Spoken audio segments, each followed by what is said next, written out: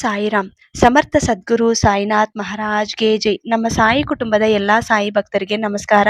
ಸಾಯಿ ಆಶೀರ್ವಾದ ಸದಾ ನಿಮ್ಮ ಮೇಲೆ ಇರಲಿ ಅಂತ ಬಾಬಾಗೆ ಬೇಡ್ಕೊಂತ ಇವತ್ತಿನ ವಿಡಿಯೋ ಶುರು ಮಾಡ್ತಾ ಇದ್ದೀನಿ. ಇವತ್ತಿನ ವಿಡಿಯೋದಲ್ಲಿ ಸಾಯಿ ಅಪ್ಪ ಏನ್ ಹೇಳ್ತಾ ಇದಾರೆ ಅಂದ್ರೆ, ಮಗು, ಗುರುವಾರ ಪ್ಲಸ್ ಹುಣ್ಣಿಮೆ ಈ ಸಂಜೆ 7 ಗಂಟೆ ಒಳಗೆ ಈ ಪರಿಹಾರವನ್ನು ಮಾಡಿ.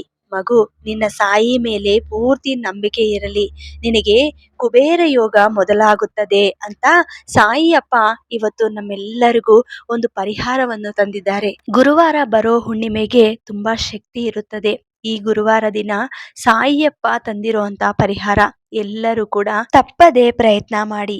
ಯಾಕಂದ್ರೆ ನಮ್ಮ ಜೀವನದಲ್ಲಿ ನಾವು ಇದುವರೆಗೂ ತುಂಬಾ ಕಷ್ಟಗಳನ್ನೇ ಅನುಭವಿಸಿದ್ದೀವಿ. ಆದ್ರೆ ಸಂತೋಷವ ಕಾಲ ಬರುತ್ತೆ ಅಂತ ಒಂದು ನಂಬಿಕೆಯಿಂದ ಇದುವರೆಗೂ ಸಾಯಿಯಪ್ಪ ಹೇಳಿರೋದೆಲ್ಲ ಕೇಳಿದೀವಿ, ಎಲ್ಲಾ ಕೂಡ ಆಚರಿಸುತ್ತಾನೆ ಇದೀವಿ. ಇದುವರೆಗೂ ಸಾಯಿಯಪ್ಪ ಒಂದು ದಾರಿ ಕೊಡ್ತಾರೆ ಅಂತ ಪ್ರತಿಯೊಂದು ವಿಷಯನೂ ಸಾಯಿಯಪ್ಪ ಮುಂದೆ ಹಂಚ್ಕೊಂತೀವಿ. ಇವತ್ತು ಸಾಯಿಯಪ್ಪ ತಂದಿರುವಂತ ಪರಿಹಾರವ ಮೂಲಕ ನಮ್ಮ ಜೀವನದಲ್ಲಿ ಖಂಡಿತ ಒಂದು ದೊಡ್ಡ ಬದಲಾವಣೆ ಅಂತೂ ಆಗುತ್ತೆ. ಯಾಕಂದ್ರೆ ಕುಬೇರ ಯೋಗ ಮೊದಲಾಗುತ್ತೆ ಅಂತ ಸಾಯಿಯಪ್ಪ ಹೇಳ್ತಾ ಇದ್ದಾರೆ. ಈ ಪರಿಹಾರ ಯಾರ್ಯಾರು ಮಾಡ್ತಾರೋ ಅವರ ಜೀವನದಲ್ಲಿ ಆರ್ಥಿಕವಾಗಿ ತುಂಬಾ ಕಷ್ಟನ ಅನುಭವಿಸ್ತಾ ಇರೋದು ಅಂದ್ರೆ ಹಣದ ಸಮಸ್ಯೆ, ಇದು ಎಲ್ಲರ ಜೀವನದಲ್ಲಿ ಅತಿ ಮುಖ್ಯವಾದಂತ ಕಷ್ಟ. ಹಣದ ಸಮಸ್ಯೆದಿಂದ ಎಲ್ಲಾ ಸಮಸ್ಯೆಗಳು ಬರ್ತಾ ಇರುತ್ತೆ. ನಾವು ಅನಾರೋಗ್ಯದಿಂದ ಒದ್ದಾಡ್ತಾ ಇರುವಾಗ ಹಣದ ಸಮಸ್ಯೆ ಮುಖ್ಯ ಕಾರಣ ಆಗುತ್ತೆ. ಏಕೆಂದ್ರೆ ನಾವು ಸಾಲ ಮಾಡಿರ್ತೀವಿ, ಅದರಿಂದ ಎಲ್ಲರ ಜೊತೆ ನಾವು ಮಾತುಗಳು ಅನುಭವಿಸ್ತಾ ಇರ್ತೀವಿ. ಅಂದ್ರೆ ತಗೊಂಡಿರೋ ದುಡ್ಡಿಗೆ ತಿರುಗಿ ವಾಪಸ್ ಕೊಟ್ಟಿಲ್ಲ ಅಂದ್ರೆ ಯಾರಾದ್ರೂ ಆಗ್ಲಿ ಬೈತಾರಲ್ವಾ. ನಾವು ಅಂತ ನೋವನ್ನ ಅನುಭವಿಸ್ತಾ ಇದ್ರು ಕೂಡ ಅತಿ ಶೀಘ್ರವಾಗಿ ಆ ಸಮಸ್ಯೆದಿಂದ ಸಾಯಿಯಪ್ಪ ನಮ್ಗೆ ಒಂದು ದಾರಿ ಕೊಡ್ತಾರೆ. ಇವತ್ತು ಯಾರ್ಯಾರು ಈ ಪರಿಹಾರವನ್ನು ಮಾಡ್ತಾರೋ ಅವರ ಜೀವನದಲ್ಲಿ ಮುಖ್ಯವಾಗಿ ಆರ್ಥಿಕ ಸಮಸ್ಯೆಗಳು ಹೋಗುತ್ತೆ. ಆಮೇಲೆ ಅನಾರೋಗ್ಯ ಸಮಸ್ಯೆದಿಂದ ತುಂಬಾ ನೋವನ್ನು ಅನುಭವಿಸ್ತಾ ಇದ್ರು ಅಥವಾ ದೀರ್ಘಕಾಲದಿಂದ ಒಂದು ಸಮಸ್ಯೆ ನಿಮ್ಗೆ ತುಂಬಾ ಕಾಟ ಕೊಡ್ತಾ ಇದ್ರು, ನಿಮ್ಮ ಮನೆಯಲ್ಲಿ ದುಷ್ಟಶಕ್ತಿಗಳು ಇದ್ರು, ಈ ಸಮಸ್ಯೆಗಳು ಏನೇ ಇರಲಿ, ನಿಮ್ಮ ಮನೆಯಲ್ಲಿ ಏನೇ ನೋವಿರಲಿ, ಸಾಯಿಯಪ್ಪ ಇವತ್ತು ತಂದಿರುವಂತ ಪರಿಹಾರವ ಮೂಲಕ ಖಂಡಿತ ನಿಮ್ಮ ಜೀವನ ಬದಲಾವಣೆ ಆಗುತ್ತದೆ. ಈ ಕುಬೇರ ಯೋಗ ಅನ್ನೋದು ಒಂದು ಸತಿ ನಿಮ್ಮ ಜೀವನದಲ್ಲಿ ಬಂದ್ರೆ ಶಾಶ್ವತವಾಗಿ ಆ ಲಕ್ಷ್ಮಿ ಅನುಗ್ರಹ ಸಿಕ್ಕಿ ಆರೋಗ್ಯವಾಗಿ ಅಷ್ಟ ಐಶ್ವರ್ಯ ಸಿಕ್ಕಿ ಸಂತೋಷವಾಗಿ ಇರ್ತೀರಾ. ನನ್ನ ಮೇಲೆ ಪೂರ್ತಿ ನಂಬಿಕೆ ಇಟ್ಟು ಎಲ್ಲರೂ ಕೂಡ ಸಾಯಿ ನನ್ನ ಮೂಲಕ ನಿಮ್ಗೆ ಈ ಪರಿಹಾರವನ್ನು ತಂದಿದ್ದಾರೆ. ಪ್ರತಿಯೊಬ್ಬರೂ ಕೂಡ ತಪ್ಪದೆ ಪ್ರಯತ್ನಿಸಿ. ಮೊದಲು ಈ ಸಂಜೆ ಸಮಯದಲ್ಲಿ ಅಂದ್ರೆ ನೀವು ರಾತ್ರಿ 9 ಗಂಟೆವರೆಗೂ ಪ್ರಯತ್ನ ಮಾಡ್ಬೋದು ಈ ಪರಿಹಾರವನ್ನು. ಯಾರ್ಯಾರು ನಾನು ಇವತ್ತು ಕೆಲಸಕ್ಕೆ ಹೋಗಿದ್ದೀನಿ, ನನಗೆ ಆ ಸಮಯಕ್ಕೆ ಬಂದು ಮಾಡೋಕ್ಕಾಗಿಲ್ಲ ಅನ್ನೋರು ದಯವಿಟ್ಟು ಏನ್ ಚಿಂತೆ ಮಾಡ್ಕೋಬೇಡಿ. ರಾತ್ರಿ 12 ಗಂಟೆವರೆಗೂ ನಿಮ್ಗೆ ಟೈಮ್ ಇರುತ್ತೆ. ಅಷ್ಟು ಒಳಗಡೆ ನೀವು ಈ ಚಿಕ್ಕ ಪ್ರಯತ್ನವನ್ನು ಮಾಡಿದ್ರೆ ಮೇ ಬಿ ನಿಮ್ಮ ಜೀವನದಲ್ಲಿ ಸಂತೋಷವ ಕಾಲ ಆರಂಭವಾಗ್ಬೋದು. ಪ್ರತಿಯೊಬ್ಬರೂ ಕೂಡ ಮಿಸ್ ಮಾಡದೆ ಪ್ರಯತ್ನ ಮಾಡುವಂಥದ್ದು.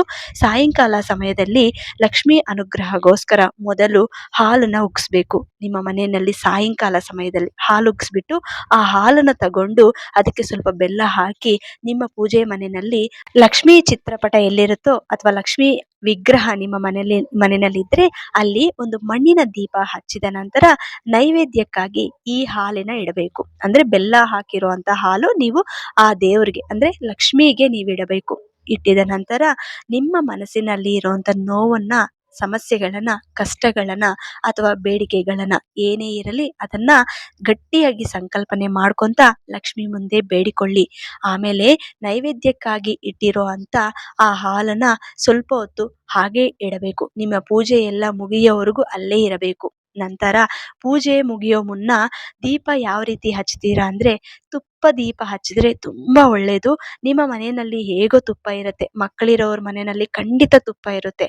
1-2 ಸ್ಪೂನ್ ನೀವು ತುಪ್ಪ ಹಾಕ್ಬಿಟ್ಟು ದೀಪ ಹಚ್ಚಿದ್ರೆ ಆ ತಾಯಿಗೆ ತುಂಬಾ ಖುಷಿ. ಈ ತರ ಮಾಡಿ ನಂತರ ಪೂಜೆ ಎಲ್ಲ ಮುಗಿದಿದ ನಂತರ ಅಷ್ಟೋತ್ತರ ಶತನಾಮಾವಳಿ ಓದ್ಕೊಳ್ಳಿ. ಆಮೇಲೆ ಒಂದು ಸ್ಟೀಲ್ ಬೌಲು ಅಥವಾ ಮಣ್ಣಿನ ಬೌಲ್ ಇದ್ರೆ ನಿಮ್ಮ ಮನೆಯಲ್ಲಿ ಅದಕ್ಕೆ ಒಂದು 4-5 ಸ್ಪೂನು ಕಲ್ಲುಪ್ಪನ್ನ ಹಾಕೋಬೇಕು. ಅದರಲ್ಲಿ ಕಲ್ಲುಪ್ಪು ಹಾಕಿದ ನಂತರ 7 ಲವಂಗ ತಗೊಳ್ಳಿ. 7 ಲವಂಗ ತಗೊಂಡಿದ ನಂತರ ಅದರ ಮೇಲೆ ಒಂದೊಂದೇ ನೀಟಾಗಿ ರೌಂಡ್ ಆಗಿ ಇಡಬೇಕು. ಕಲ್ಲು ಉಪ್ಪು ಮೇಲೆ ಇಡಬೇಕು. ನಂತರ ಒಂದು ನಿಂಬೆಹಣ್ಣು ಹಸಿದು ತಗೊಳ್ಳಿ, ಗ್ರೀನ್ ಕಲರ್ ಇರಬೇಕು ಅಂತ ತಗೊಂಡು ಅದಕ್ಕೆ ಹಾಫ್ ಕಟ್ ಮಾಡಿಬಿಟ್ಟು ಅರ್ಶಿನ ಕುಂಕುಮ ಹಚ್ಚಿ ಆಮೇಲೆ ಆ ಕಲ್ಲುಪ್ಪು ಮೇಲೆ ಇಡಬೇಕು. ನಂತರ ಈ ಪೂಜೆ ಆಗೋವಾಗ ದೇವ್ರ ಮನೆಯಲ್ಲಿ ಇಟ್ಟು ಪೂಜೆ ಎಲ್ಲ ಮುಗಿದಿದ ನಂತರ ಆ ಕಲ್ಲುಪ್ಪು ಬೌಲ್ನ ತಗೊಂಡು ಹೋಗಿ ನಿಮ್ಮ ಕಿಚನ್ ಅಲ್ಲಿ ಒಂದು ಮೂಲೆಗೆ ಇಡಬೇಕು, ಅಥವಾ ಲಿವಿಂಗ್ ರೂಮ್ ಅಲ್ಲಿ ಒಂದು ಮೂಲೆಗೆ ಇಡ್ಬೋದು, ಅಥವಾ ಬೆಡ್ರೂಮ್ ಅಲ್ಲಿ ಒಂದು ಮೂಲೆಗೆ ಇಡ್ಬೋದು. ನಿಮ್ಗೆ ಯಾವ್ದು ಅನುಕೂಲ ಆಗುತ್ತೋ ಆ ಮೂಲೆಗೆ ಇಟ್ಟಿದ ನಂತರ 24 ಗಂಟೆ ನೀವು ಅದನ್ನ ಮಾತಾಡ್ಸಕ್ಕೆ ಹೋಗ್ಬೇಡಿ. ಆಮೇಲೆ ಅದನ್ನ ತೆಗೆದು ನೀಟಾಗಿ ಬಿಸಾಕ್ಬೇಕು. ಯಾವ ರೀತಿ ಬಿಸಾಕ್ಬೇಕು ಅಂದ್ರೆ, ನಿಮ್ಮ ಮನೆಯಲ್ಲಿ ಪಾಟ್ಸ್ ಇರತ್ತಲ್ಲ, ಗಿಡಗಳು ಇಟ್ಕೊಂಡಿರುವಂತ ಪಾಟ್ಸ್ ಅಲ್ಲಿ ಒಂದು ಸ್ವಲ್ಪ ಮಣ್ಣು ತೆಗೆದ್ಬಿಟ್ಟು ಒಳಗಡೆ ಮುಚ್ಚಿಡ್ಬೇಕು. ಈ ರೀತಿ ಕೂಡ ಮಾಡ್ಬೋದು, ಅಥವಾ ಒಂದು ದೊಡ್ಡ ಮರ ಇದ್ರೆ ಆ ಮರದ ಕೆಳಗೆ ಕೂಡ ಬಿಸಾಕ್ಬೋದು. ಎಲ್ಲೂ ಒಟ್ನಲ್ಲಿ ಯಾರು ತುಳಿಬಾರ್ದು ಅಂತ ಜಾಗದಲ್ಲಿ ಬಿಸಾಕ್ಬೇಕು. ಮತ್ತೆ ಪೂಜೆಯಲ್ಲಿ ನೈವೇದ್ಯಕ್ಕಾಗಿ ಬೆಲ್ಲದ ಹಾಲು ಇಟ್ಟಿರ್ತೀರಾ, ಈ ನೈವೇದ್ಯಕ್ಕಾಗಿ ಇಟ್ಟಿರುವಂತ ಹಾಲನ್ನ ತಗೊಂಡು ಹೋಗಿ ನಿಮ್ಮ ಮನೆ ಮೇಲೆ ಟೆರೆಸ್ ಮೇಲೆ ಹೋಗ್ಬಿಟ್ಟು ಚಂದ್ರ ಕಿರಣಗಳು ಎಲ್ಲಿ ಬೀಳುತ್ತೋ ಆ ಜಾಗದಲ್ಲಿ ಒಂದು 5 ನಿಮಿಷ ಈ ಹಾಲನ್ನ ಇಡಬೇಕು. ಆ ತರ ಇಟ್ರೆ ಆ ಹಾಲು ನಾರ್ಮಲ್ ಹಾಲು ಆಗಲ್ಲ, ಅಮೃತ ಆಗುತ್ತೆ. ದೇವರು ಕುಡಿಯೋ ಅಮೃತ ಆಗುತ್ತೆ. ನಿಮ್ಮ ಮನೆಯಲ್ಲಿ ಅನಾರೋಗ್ಯ ಸಮಸ್ಯೆಗಳು, ಆರ್ಥಿಕ ಸಮಸ್ಯೆಗಳು, ಅಥವಾ ಏನೇ ಸಮಸ್ಯೆಗಳಿದ್ರು, ಅಥವಾ ನಿಮ್ಮ ಬಾಡಿಯಲ್ಲಿ ಏನಾದ್ರೂ ಬ್ಯಾಡ್ ಎನರ್ಜಿ ಅಥವಾ ನೆಗೆಟಿವಿಟಿ ಅಂತಾರಲ್ವಾ, ನಕಾರಾತ್ಮಕ ಶಕ್ತಿ ಅಂತಾರಲ್ವಾ, ಅದೆಲ್ಲ ಕೂಡ ನಿಮ್ಗೆ ದೂರ ಆಗ್ಬೇಕು ಅಂದ್ರೆ ಖಂಡಿತ ನೀವು ಈ ಹಾಲ್ನ ಚಂದ್ರನ ಕಿರಣಗಳ ಕೆಳಗೆ ಖಂಡಿತ ನೀವು ಇಡ್ಲೇಬೇಕು. ಇಟ್ಟಿದ ನಂತರ 5ರಿಂದ 10 ನಿಮಿಷ ಇಡಬೇಕು.